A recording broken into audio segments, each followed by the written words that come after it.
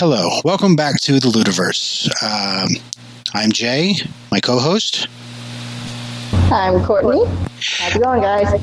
And our guest. Care to introduce yourself? Bonjour, my name is Meredith, Mistress Meredith to Mo. I'm trying to figure what qualifications, I guess, for coming on the show. I don't know. I guess you had invited to talk about certain things, and I had stipulated that I am was an apprentice dominatrix at a local venue, and was interested in talking about some of the more obscure things on your show. And we are more than happy to have you as a guest on the show. Of course. I'm very interested in the venue that you work at, because I've always been interested in places like that, to be honest. Like, that's one of the reasons that I'm excited to eventually go to Germany, since I'm in the Army. That's an option eventually. Germany is a great place for kink venues. There's such a variety over there, too. Yeah, that's what I've heard. That's why I'm really excited about it. So, Meredith, you said you were an apprentice dominatrix. What exactly goes into that kind of an apprenticeship? So, I had very little personal experience in the BDSM scene. Prior to, I guess last year, I had only done personal experimentation, either alone or with a partner that I had at given times, but it was very mild. And I had kind of established this particular persona a few years back, and I wanted to elaborate on it and actually get some better experience to fit it. And I had come across this venue having a tent at a local pride parade, and I was so excited to see it. And my girlfriend said, "You have to come check this out." And it was for a local venue, for a BDSM femdom house, and I thought it was just so hilarious after we figured out we were figuring things out with the venue at the Pride event, and my girlfriend at the time knows the owner, and we just thought it was so hilarious and serendipitous, and I thought I had to learn more about it. So I was actually more interested in practicing some BDSM practice and kink practices with my other girlfriend at the time, and this venue was a great spot for it, and so I had gone with her as well, and she is a big masochist, so that is definitely a good outlet for me to I guess tap into with her. And it was about last November or so, and I saw that they had an apprenticeship program online, and I had inquired about it, and I was fortunate to have, I say this, I was fortunate to have been laid off by my job. I had a good cushion to fall back on for a while afterwards because of it, and I applied for the apprenticeship. So I spent the next 2-3 months, at least, until COVID really started hitting in the apprenticeship program. So I had attended the house parties and events organized by the house, and I got to do a good deal of practicing. I got a good deal of networking, and I felt right at home at that venue. It is a small place. I made sure to check with the house owner, and the location is called Ladies with Playground, and it's in like the eastern PA, central eastern PA, and it's not like a super industrial club like you might see in like a city area.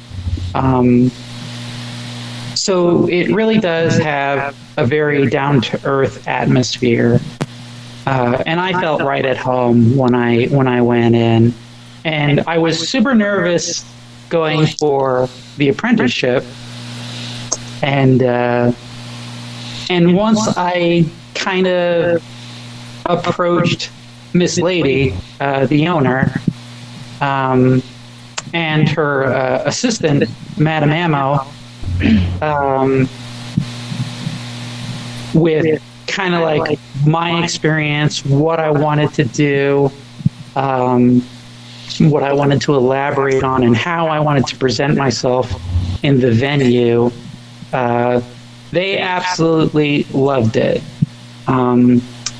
As I'm sure you might have seen from some of my pictures on the Facebook group where I replied to your invite, I have a very, very off-the-wall aesthetic, and I do my dom work in that aesthetic, and I absolutely love it. It's fun.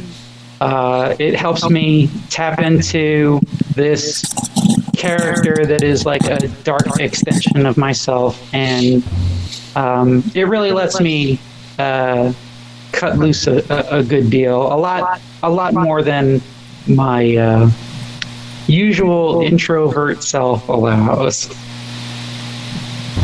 So, unfortunately, COVID hit, and the venue has had to restructure a bit, and I have not had much activity in the last month or two. Yeah, I imagine it would be pretty difficult to do that sort of thing virtually.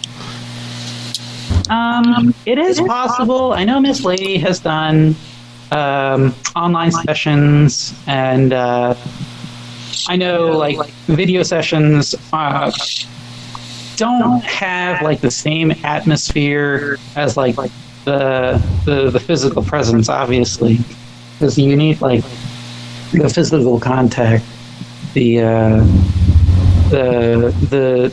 dynamic of BDSM relies so much on like the power structure between the dom and the sub that without the physical presence, it is quite turned down, I guess. Yeah, but I can definitely understand that, being on deployment and only being able to do cyber things. See, I'm a sub, and so I like dominance, and so therefore whenever I virtually talk to a dominant person trying to get that feeling of being dominated, virtually it's like a quarter to a halfway of the real thing, feels like. So unless I completely understand what you mean. Like I remember when I had first started off in the house, I had talked with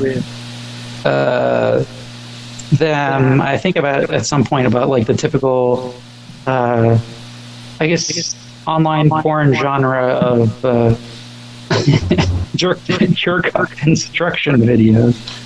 I filled them in on that, and I figured I can kind of see how that kind of works. It's along the same lines of whoever's doing the video, giving the instructions and being in charge of how the scene goes. There is that level of virtual interaction, but it really doesn't hold a candle to the real physical thing.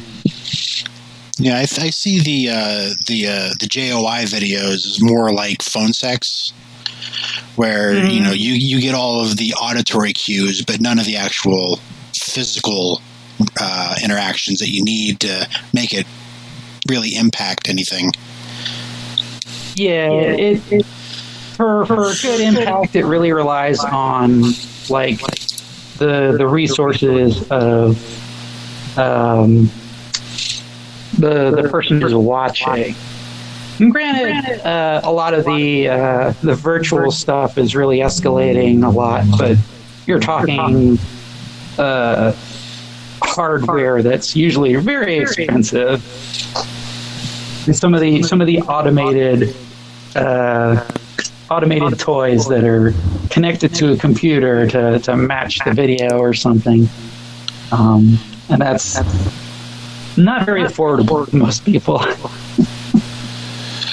Yeah, I've seen the devices. I've never looked into their prices, but I imagine something like that would have to be pretty expensive to be of any good quality.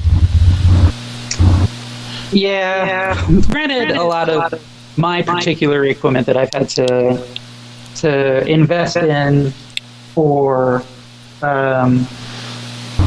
this particular outlet, it's been a good deal of money, but I wasn't hurting for cash at the time. So now I've got a bit of a library. I've got my floggers, I've got my paddles, and all sorts of stuff, and I get to have plenty of fun with that stuff at home as well, as long as it's cleaned and maintained.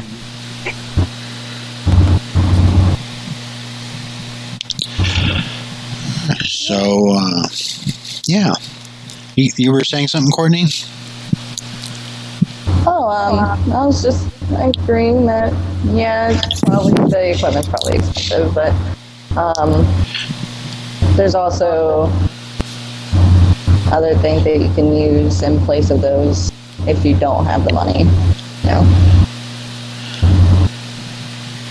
Well, like Meredith said, it's an investment. There's definitely stuff that can be like finances that can be made back if applied properly. So there are plenty of ways that you can do like cheaper home stuff, and that's usually involving a slight trip to a hardware store. Rope can be rather cheap, and a lot of times kitchen utensils are good replacements for paddles. Yeah, I found out you get funny looks if you walk out of Home Depot with a bag full of nothing but Velcro straps.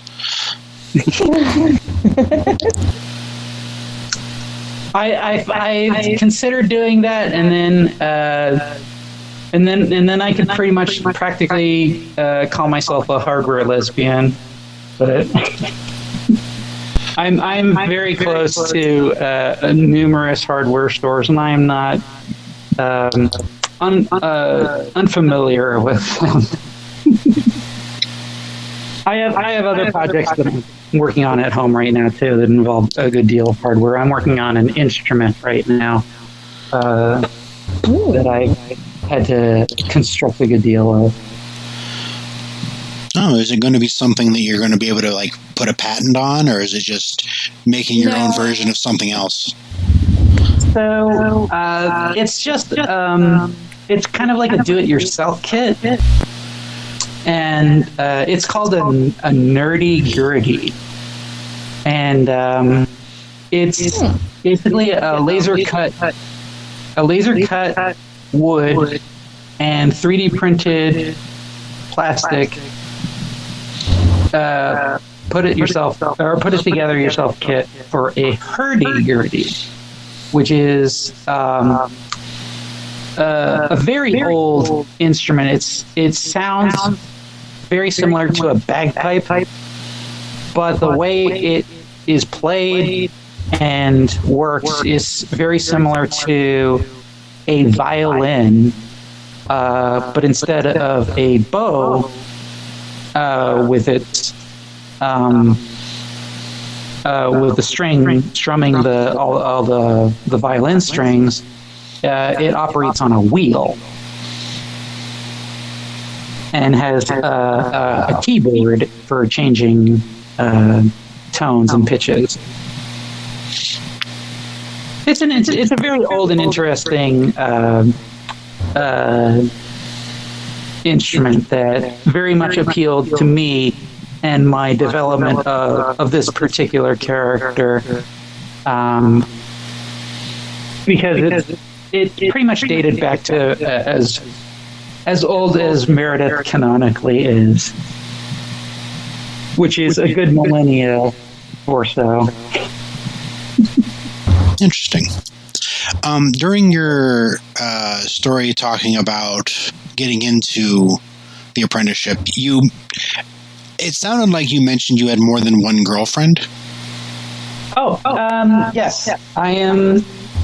Well, I guess let's elaborate that. I am technically a bisexual trans woman, and I've had, after coming out a number of years ago, I had met my first girlfriend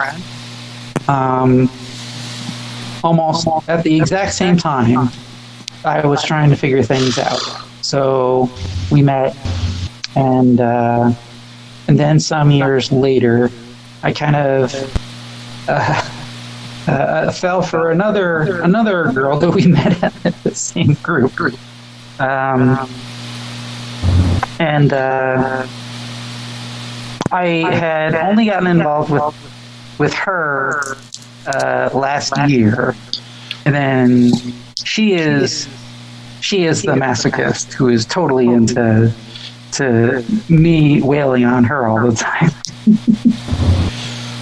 All right, so are you in a polyamorous relationship, or was it two separate relationships?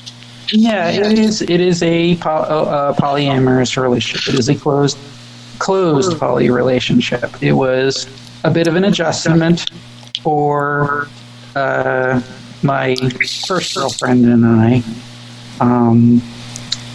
and I had never really anticipated doing anything, because I had never had a relationship like that before, and my other girlfriend and I just clicked so much that it was very difficult for me to not fall for her, and it's just been. There's been some struggles here and there for like my first girlfriend and I. It's been an adjustment for each of us, but we're doing pretty good. And quarantine is definitely not helping anybody. But we're doing pretty good so far. My other girlfriend is my primary sub. She's my kitten. And unfortunately, she lives down in Philadelphia right now. And I don't get to see her very often. So hopefully things clear up for the better sometime soon. And well, if we could just get people to wear their darn masks. Yeah, but you can't fix stupid. That's very true. Being in the Army, I know exactly what that means. Cannot fix stupid whatsoever. Yeah, I was in the Navy, and I can vouch for that there, too. Okay, so... yeah, Hold up.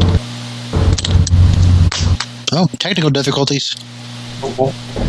Headphones fell out.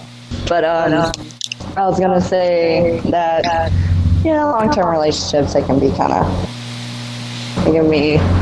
difficult at times because you have to really hone in on that virtual world. I pretty much been on Messenger or texting with my kitten for like every day for almost a year now. So we always have at least that if we aren't seeing each other in person. Well, communication is very important in a relationship. Mm-hmm. Very. Even if you're not very good at it, you have to try. I can vouch for that. Oh yeah, same here. But yeah, so you went through the apprenticeship.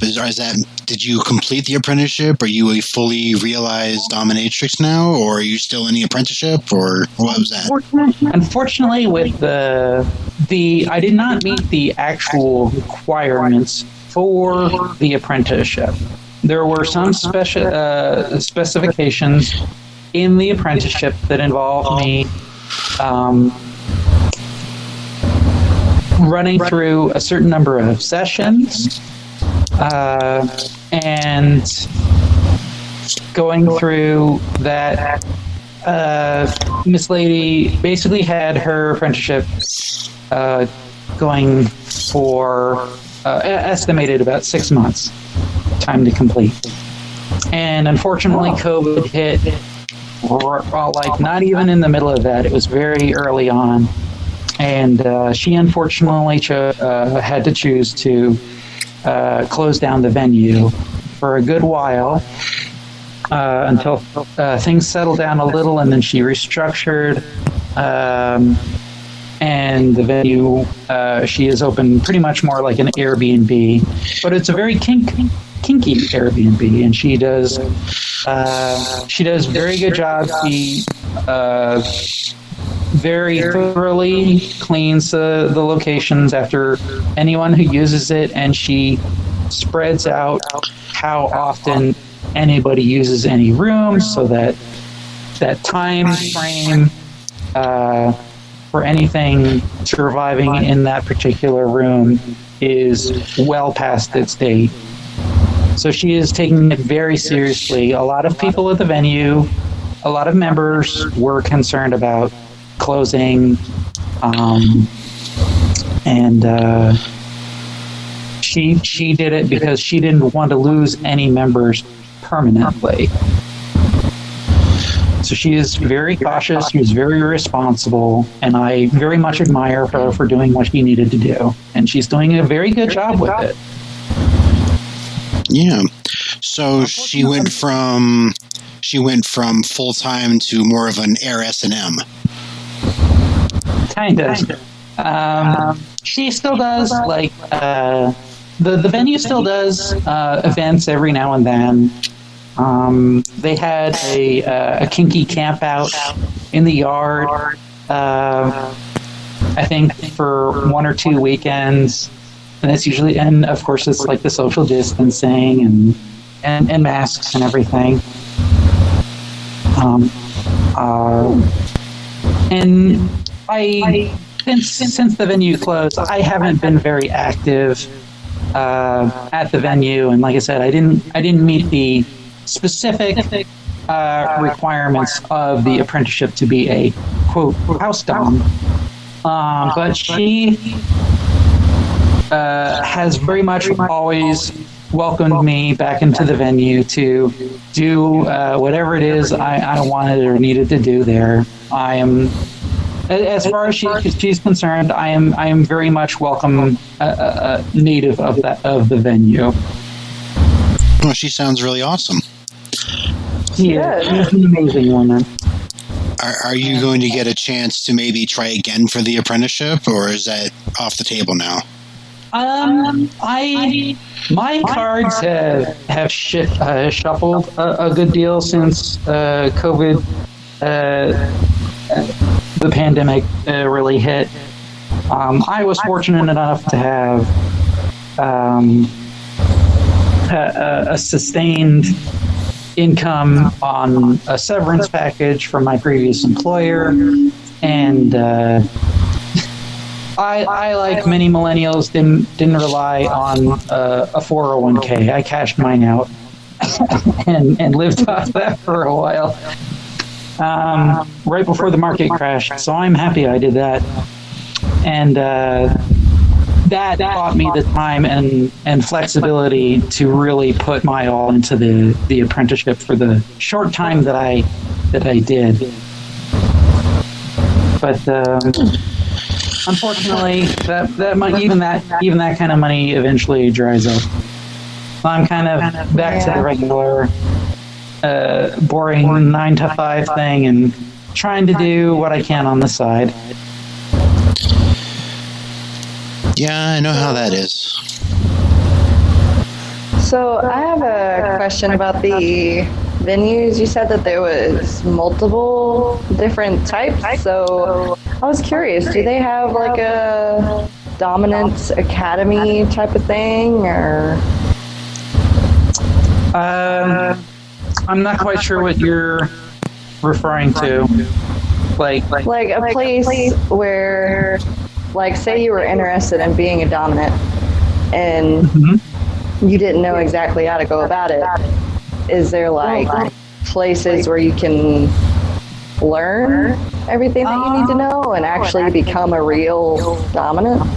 So the apprenticeship was for becoming a house dom, which means you work in the house. You are a house pro dom, and you do regular professional sessions, or you could do regular professional scheduled sessions outside the usual party and event timeframes.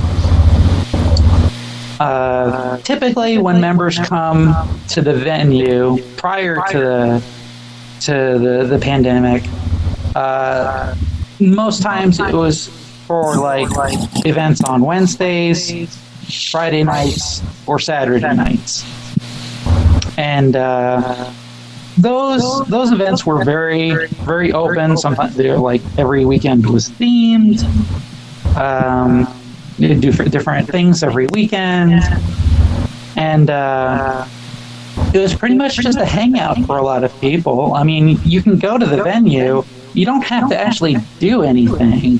You can just talk with all the other members there. It's very friendly and down-to-earth environment, and a lot of people have been there for so long and get along so well together that it's practically a little family. And it's a very BDSM, as far as learning, is very community oriented in a way already, and a venue kind of makes that a little more localized. It's a safer environment, and because it's a venue, there's a lot of supplies already there. So generally, as far as learning to be a dom, most oftentimes people practice their own thing and see what they're good at and what they're interested in.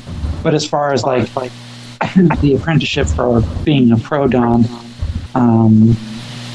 it's just a little more involved, and you're trying to have a different end goal as opposed to doing it like personally or for a hobby.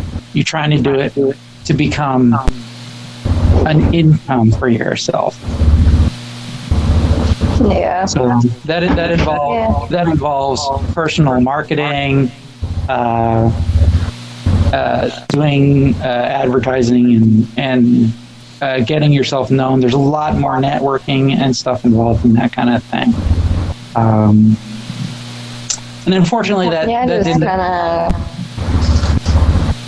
sorry. I just kind of meant like back in the day, there were certain places where dominants could go to learn their craft a bit better, if that makes any sense. And they called them academies for dominants, and that's what I was like wondering if there were like certain venues that just their main focus is to teach people how to do certain things like rope and other kinks that they can perform on subs, if that makes any sense at all. Well, like I said, we do a lot of get-togethers, and you can talk with the other members about things there. But the venue also does host regularly. I believe she still schedules these. I believe weekly workshops. Oh, okay. In which somebody who is well versed in certain things will come in early before an event on like a Saturday, and this person will teach shibari and rope bondage, and this person will do fire play or I know Miss Lady has gone out of her way to teach me various caning and paddling methods during events, but they do workshops every now and then, and usually there'll be like a cover charge to help out the instructor and everything for supplies. And we had also done a 5-year anniversary at a local hotel, which was we had taken over not so much a large auditorium, but more like a small ballroom that the hotel had, and that was kind of like a free-for-all area, but it was for the whole weekend we were scheduled. So there were vendors there for supplies and all sorts of stuff. And we had done a whole bunch of workshops and classes on at the hotel that weekend. So on Friday night was a party. Saturday we had done all these different workshops and classes, and we had them scheduled out. You can go to this one or that one. And then another party on that Saturday night. And that was pretty fun. I was glad I was around to see that. That was a big event. I wasn't expected to to be a part of. But I had so much fun doing it. That was a themed event and party, and we made sure to get our various costumes together for that, and I had a lot of fun with the classes between like tantric sex practices or like mummification or electrostimulation.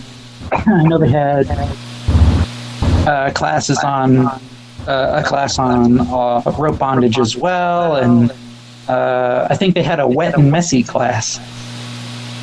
That was fun. Yeah, I think I talked to somebody about maybe coming on and talk about the wet and messy, but I never got a response. So I did not go to that class because that was during the same time as the electro-stim class, and I had to make sure to go to that one. I was a little disappointed. Aww. I am no stranger to some wet and messy practices, but that's usually something that is in my self-practice and experimentation repertoire. The Ludiverse is sponsored by the House of Algos. Go to gumroad.com/House of Algos for a wide number of recorded classes on BDSM topics, including mindfucking, negotiation, knife play, fire play, flogging, whips, developing your dom or sub side, finding play partners, and much more. And use discount code COMMUNICATE, COMMUNICATE, for 10% off of any purchase. That's House of Algos, HOUSEOFALGOS. So I think That's very cool. I think it goes along the lines of the group, the Facebook group that I had responded to your invite for. The I Fuck Monsters Facebook group. Yeah. Yeah, I've thrown shame well out the window myself, so. Definitely. Same here. I think in so many situations, life's too short to hang on to some shame. And for me personally, this particular character has helped me grow personally, spiritually, and sexually a great deal. And it's very liberating to be able to embrace your curiosities and I want to say oddities, but for me, I think I've always had them. I was just a very repressed teenager, and that was a very dark period in my life that I am no longer dealing with. Yeah. It's always good to, blossom into the kinky butterfly that you truly are. Exactly. That's why I love all the groups that I'm a part of on Facebook, because I can actually be myself. Yeah, actually, me and Courtney met because of one of them, so. And we have plans to get together when she makes it back to the States, so, because she happens to be stationed 45 minutes from where I live. Oh wow! Yep. So really excited about that. Let that freak flag fly. You never know what'll come from it. Exactly. Well, that's kind of how I've bonded with my kitten a good deal in the last almost a year now. She loves it. Okay, so if you were to try to describe what you do as a dominatrix to somebody who is completely vanilla, they never even heard of any of it, and you wanted to try to get it in as simple terms as you possibly could without scaring them away, how would you try to describe that? So I've actually done introductory session and for somebody at the venue, and like one of the most, I think, vanilla things in BDSM is, and as far as like being a dominatrix, is you have to understand the power dynamic between the dom and the sub. And so I'd probably go over that, and that's entirely based on trust and mutual understanding. You have to know what the other person wants, what their limits are, and what you can kind of play and get away with in there. So it is something that you have to have, like I said, trust and mutual understanding. But as far as vanilla in BDSM, most people refer to impact play, which is pretty much just a physical, you could call it beating, but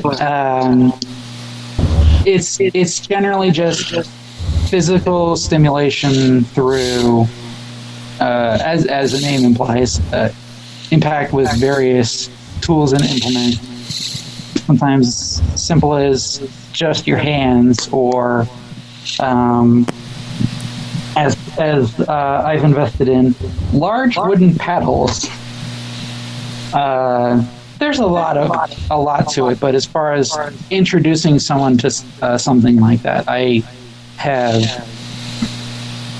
run them through that, given some of the lighter stuff, and we always make sure to check if someone's okay with trying something before actually doing something with them. Consent you definitely have to set the guidelines. Yes,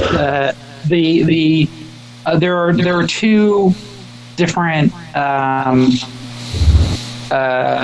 cornerstone systems. It's technically the same thing. It's just two different ways of saying it in the BDSM community, and I'm more familiar with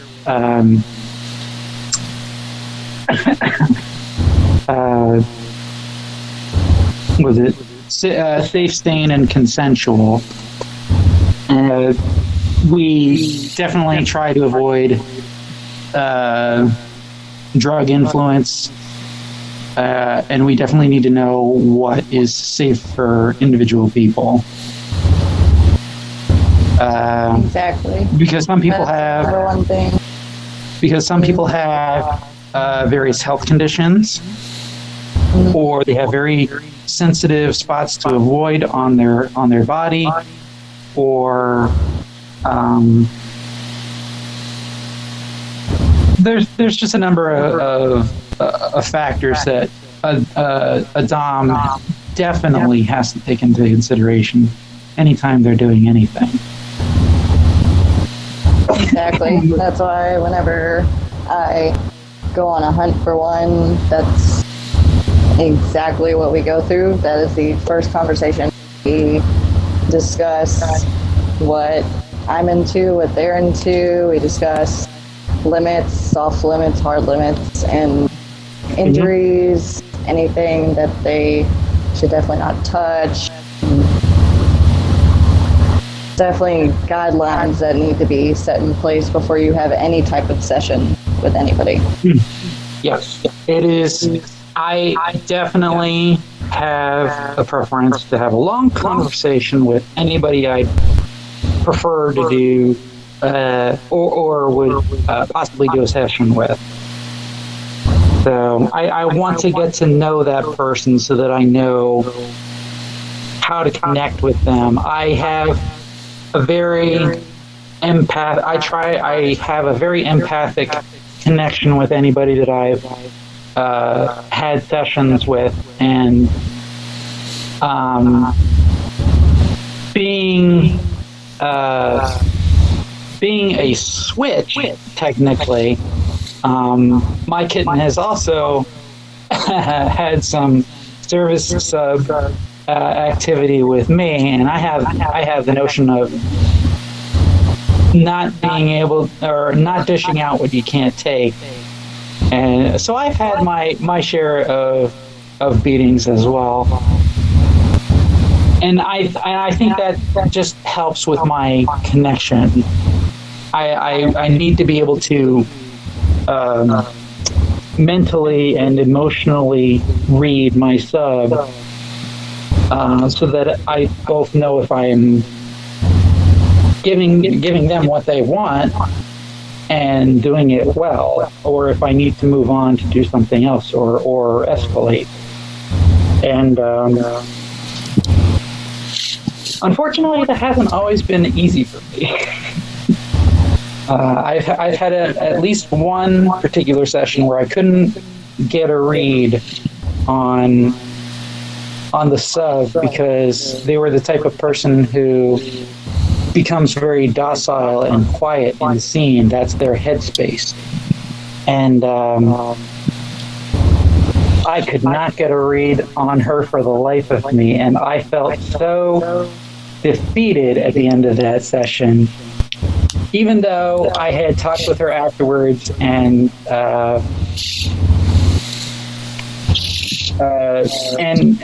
she still, I had never had a session with her before, and afterwards in our conversation, she had said that it was good. It wasn't Miss Lady good, of course, but it was still difficult for me to get over that sense of my own disappointment in myself in that sense. If you could give somebody trying to get into the BDSM lifestyle one piece of advice, just one simple little piece of advice, what would that one thing be? Don't do it alone. If you're like a single person and you're trying to get into the scene or trying to practice, you have to do it with either somebody you know and trust. Meeting somebody online is risky no matter what. And venues at least give you the ability to establish rapport with people before you do anything with them. It's real, personal in contact, rapport. You can communicate, you can ask questions to other people who know this person. You need to verify that you are safe with that person. I've already heard a number of terrible stories from people who have gone outside that methodology of doing things, and it has routinely ended up in bad situations that I will not divulge into.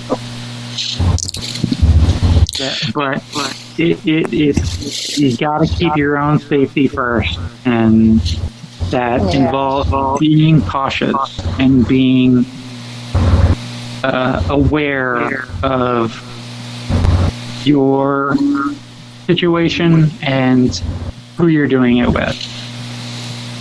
Exactly. That's very good advice. That's why the first meeting with a Dom is supposed to be a meet and greet. And you can come with another person, a friend, your significant other, to make sure that this person isn't going to kill you after your session. Mm-hmm. Well, that's also why that's also one of the advantages of pro doms, because they're generally well established. They have their reputation, and and usually other people can very much vouch for them. So they don't want a pro dom. Generally, wouldn't want to throw away their career by doing breaking that type of trust, like at all. Exactly. That is a fairly safe venue as well if you were trying to get introduced to certain things, and then you can branch out with other people that you feel you are also comfortable with. But as far as getting into the scene initially, go to a local munch. Munches are just kind of like non-venue location meet and greets, and it's just like very chill. It's very relaxed. It's usually at like a restaurant somewhere, and you get to meet a bunch of people in the community. That's how you network. That's how you meet people. It is generally in person, but I'm not sure how much that scene has evolved since the pandemic. Yeah, I've heard that it's really just since the pandemic, the munches have all pretty much stopped because of it, and they're just waiting for it to die down or completely decease before they start any more munches for most groups. Yeah, the besides the munches, there are also like the online meet and greet thing. Our particular venue did a meet and greet twice a month. It was every other week, and it's very low key. There's no activity going on. It's just conversational. You're at the venue. You can look at the rooms. You can look at the equipment. You can talk with people, ask questions. It's very low key. So those were our meet and greets, and since then we've done a couple online, and then we have, I believe Miss Lady has moved into doing some of those in an outdoor environment, but still like socially distanced and in a more safe environment. So she still wants to do what she can, because I know there's plenty of people out there who definitely are pent up, to say the least. Oh, of course.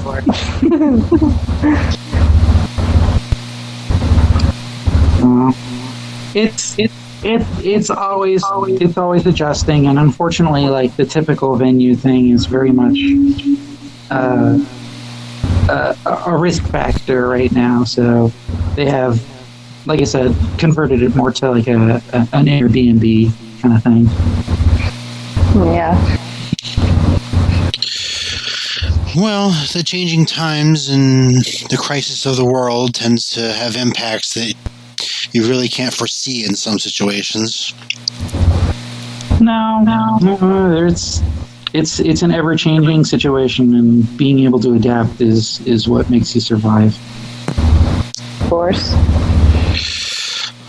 Okay, so is there anything else regarding the BDSM lifestyle that you would like to mention that we haven't covered already?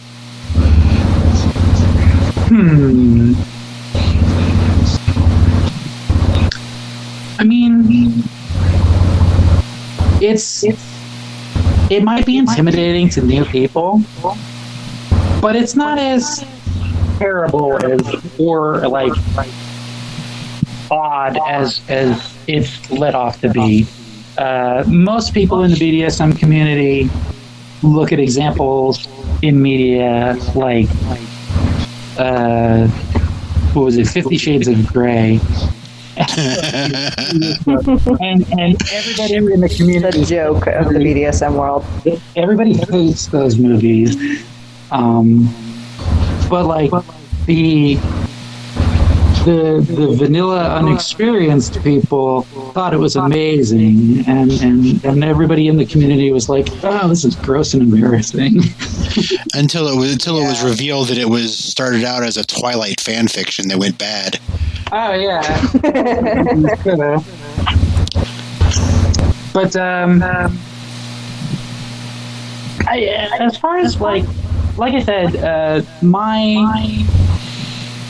my confidence has gone up a great deal within the last couple of years, and especially establishing this character and branching out into this kind of activity with her, and that's kind of what BDSM really allows you to do. It's scratching that itch that you want to do something different, or if you have a curiosity that you want to really tackle, you don't have to be ashamed of it. There's ways that people need to get their catharsis, and BDSM just works for some people, and there's no shame in that.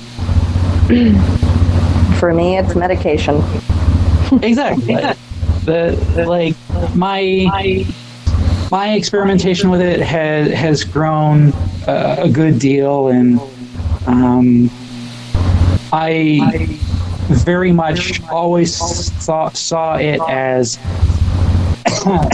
a good outlet for personal therapy.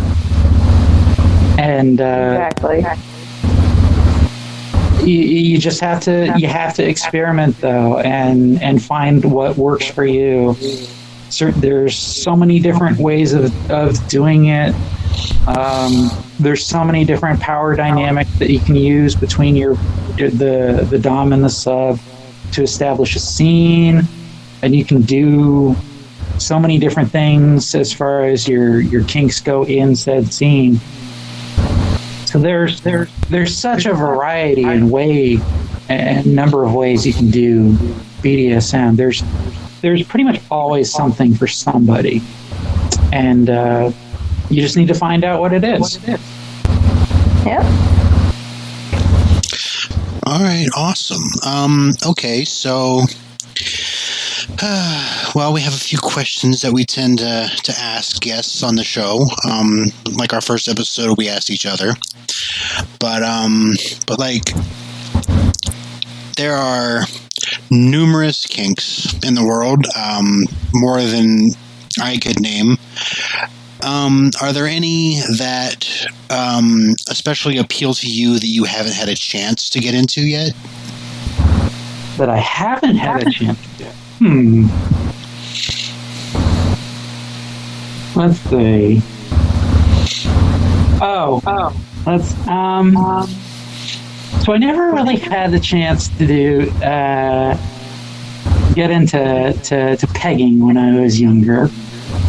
None of my previous girlfriends had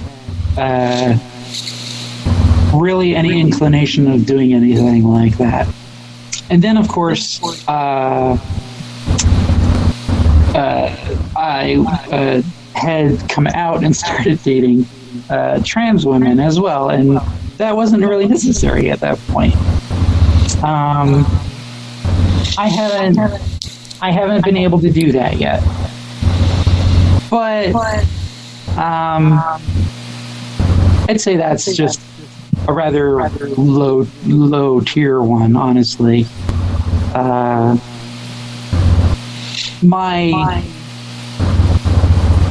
don't know. I wasn't exactly ready for that kind of question. I'm sorry. So it's hard for me to say there isn't something that I've at least experimented with, because I've generally been into kink and that kind of stuff for decades now, and I have always been rather experimental over the years. It's just now that I have no shame over it, there's very little I can say that I haven't done that I would be actually interested in. So, unfortunately, excellent. I can't really say much. No, that's perfectly fine. Are there any that you know of that you have absolutely no interest in whatsoever? Oh, I am definitely not into scat play whatsoever. It's definitely a hard limit for me. My kitten was trying to convince me to get into some blood play a little bit, and that totally threw me off the wall, unexpected, and I've kind of warmed up to the idea of trying it, at least for her sake, because I know that's something that she definitely wants to do. But as far as there's I'm trying to remember.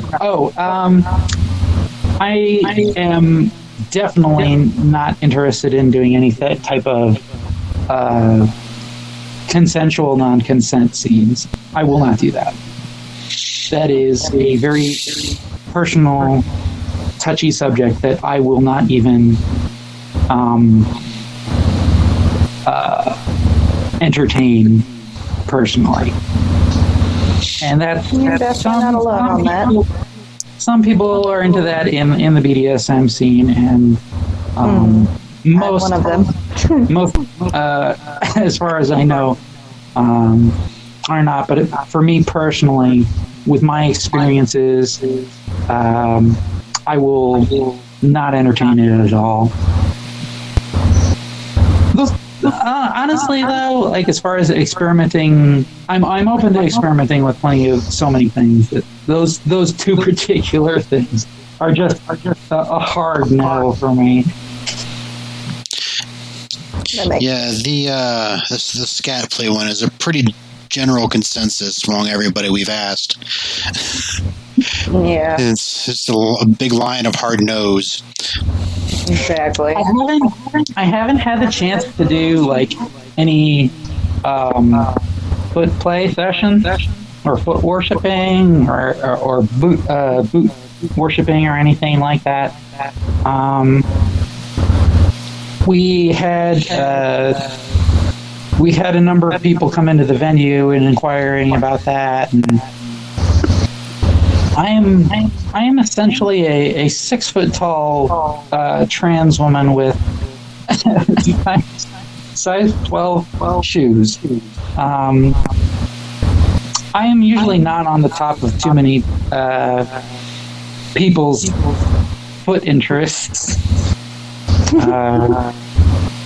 So You'd be surprised, that's not something I've gotten a chance to indulge in, even though it's like such a common fetish too. It is. I have not, and I don't know. For me personally, it's definitely not something I'm into. But I won't say no to a sub like massaging my feet or doing my nails for a while.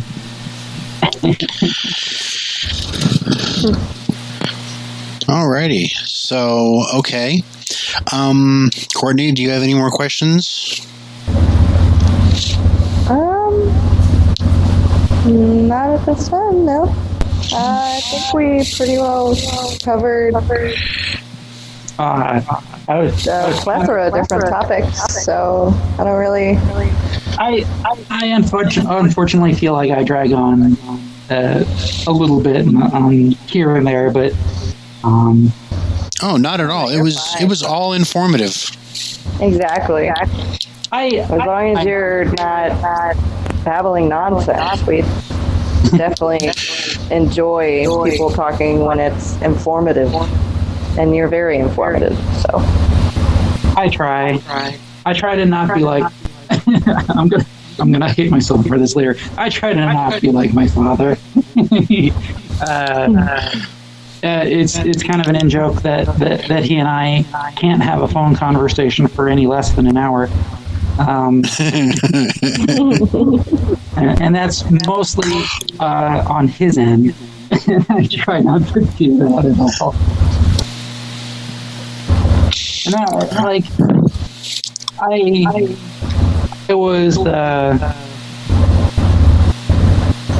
I think if I might add this into the conversation, I think part of one of the things that really drew me into like the BDSM and kinky stuff was the fact that I was dealing with a lot of oddball. To me at the time, it was oddball sexual and identity issues in my teen years, and that tends to back in like the 90s and whatnot, and whatnot. That was a very different environment socially, and it is definitely something that I felt was like my only outlet to really get into that kind of stuff. Like I had that drive and interest to get into it, and at the time it just ended up being leading more to my personal repression and depression issues eventually. I was a young teenager who grew up with a lot of hentai, and it kind of just sprouted from there. But it's only been within the last couple of years that I've really embraced it and made it a strength instead of a source of shame. And I think everybody should find something like that, and there because it's just like I said earlier, life's too short to hold on to those types of shame where there really shouldn't be any. Completely agree. I agree 100%. Okay, so do you have anything that you do that you would like to tell anybody about? Like, do you like Twitter, Instagram, Twitch? I have my Twitter handle, which is pretty much my primary activity lately. That's at Mistress Meredith, Mistress with one S instead of two, unfortunately. And I have my profile on Pet Life, which is also the same handle with one S again. all taken. I'm not so much active on FetLife anymore as I am. It's just Twitter. It's mostly, like I said, with the pandemic, it's mostly on the side. But that's primarily it. I don't want to get too much into my OnlyFans page or like my Facebook group is a trifle experiment, I think. That I might not end up putting that much more time or effort into. But like I said, my Twitter is pretty much my primary go-to. I'm fairly active on that.